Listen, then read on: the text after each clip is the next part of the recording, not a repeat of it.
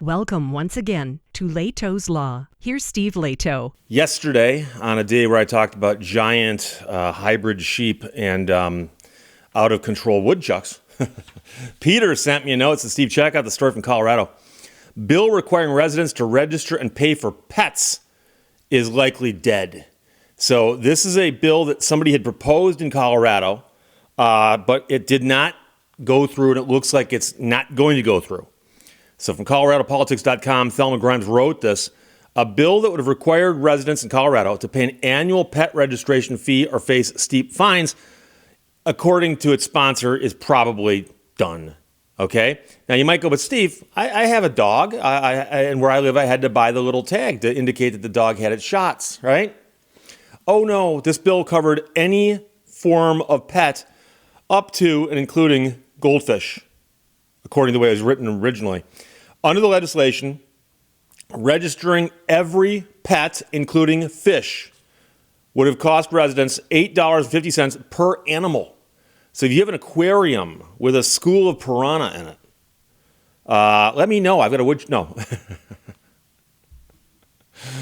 It would cost you quite a bit of money to register them all. The House bill was number 1163. Would have required the Department of Agriculture to develop, implement, and maintain an online pet registration system.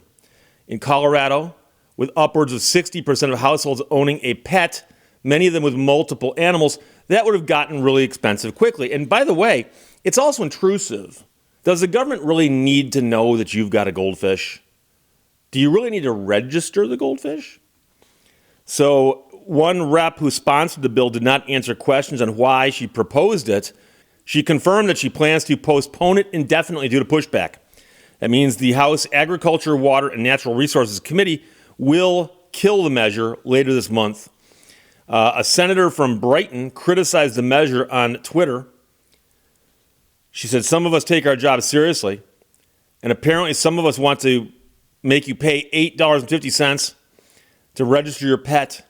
And then she wrote in all caps, I am not making this up. Others called it simply another tax on Colorado residents. So they found a new way to tax you.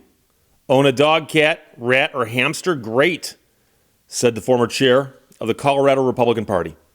If this bill passes, you'll need to register your pet, pay a tax to the state for owning the pet, and choose a caregiver to register for your pet. And so this is one of those things where somebody probably thought, gee, we need a little bit more, because this is so obviously just a money grab. How do we dress it up and make it look like it's important or useful? Oh, what about those rare occasions where somebody's living alone and they pass away? Who will take care of their pet? You need to declare that. You have to declare who the caregiver is in case you pass. And look, they can't make you do that for your own kids, let alone a pet.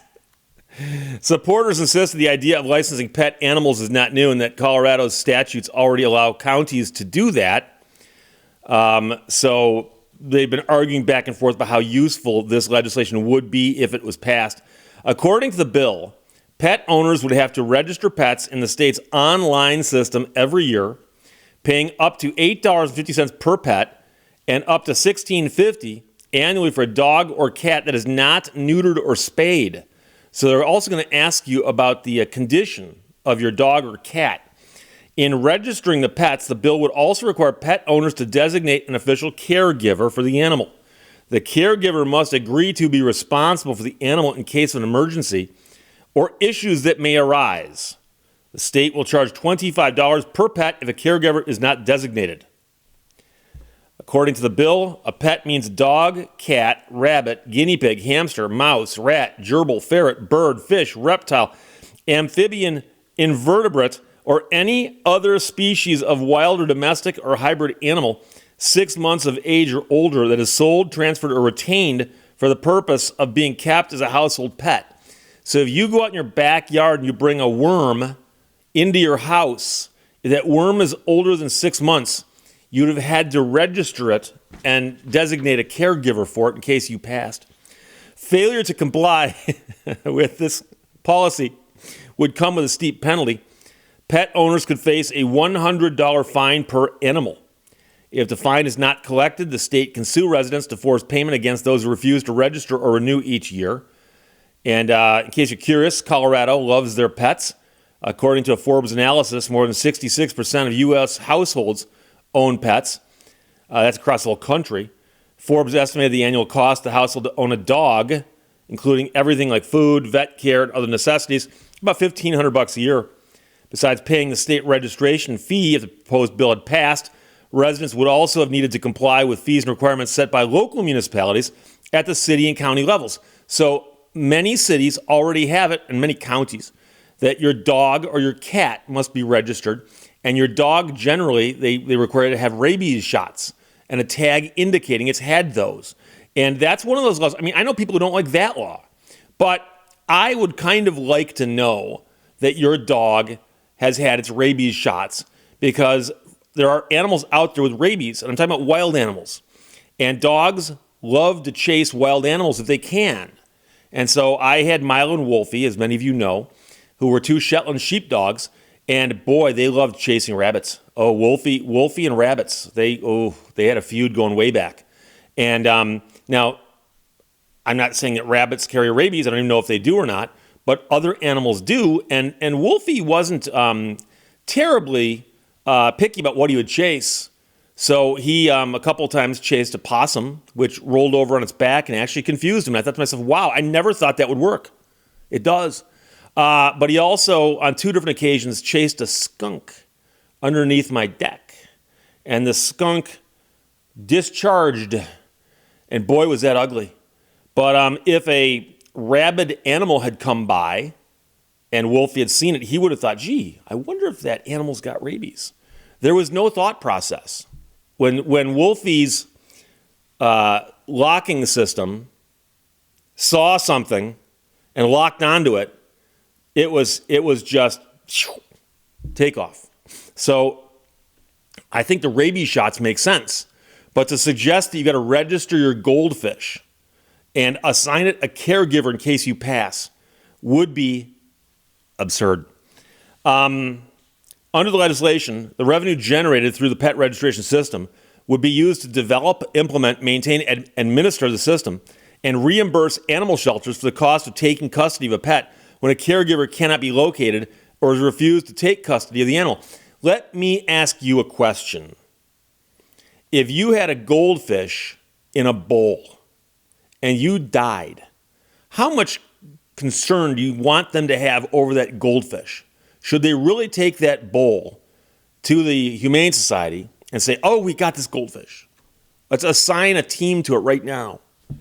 I suspect that most goldfish go for a swim right about then. I'm not saying that that's what should happen. I'm just simply saying that's what happens in real life. But to suggest that, oh my gosh, you didn't assign a caregiver to your goldfish. Only first responders in the Department of Public Health and Environment would have been able to use the pet registration system regarding the information in it. So in other words, they're saying, don't worry. We're gathering all this information about you and your fish and your worm and your snake and your gerbil and your hamster. But we won't use that in any way, shape, or form that would be, bad for you because no one else has access to it. Well, we all know the first thing that's going to happen is pet food companies are going to come along and say, oh my gosh, Colorado, you've got a list of every legal cat owner, dog owner? Can we buy that from you? Oh, cha-ching. And let's suppose that there's something a little more exotic like ferrets, right? If you had a business that sold stuff for ferrets, whatever ferrets might use, I don't know, smoking jackets, and you wanted a list of every single person in Colorado who legally owned a ferret, that'd be extremely, extremely valuable information. You're going to tell me they're not going to sell that when they're selling your driver's license information to anybody who wants it? Of course they would. So this is absurd on several levels. It's absurdity wrapped in ridiculousness, surrounded by just stupidity. But the bill is dead, and I wish I'd found out about it sooner so I could have mocked it before they killed it. But here we are. So Peter, thanks for sending it.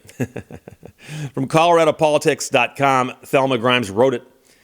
Bill requiring residents to register and pay for pets is likely dead. The pets are okay, though, as far as we can tell. Questions or comments, put them below. Let's talk to you later. Bye-bye. Thank you for watching Lehto's Law. A journey is measured in friends rather than miles.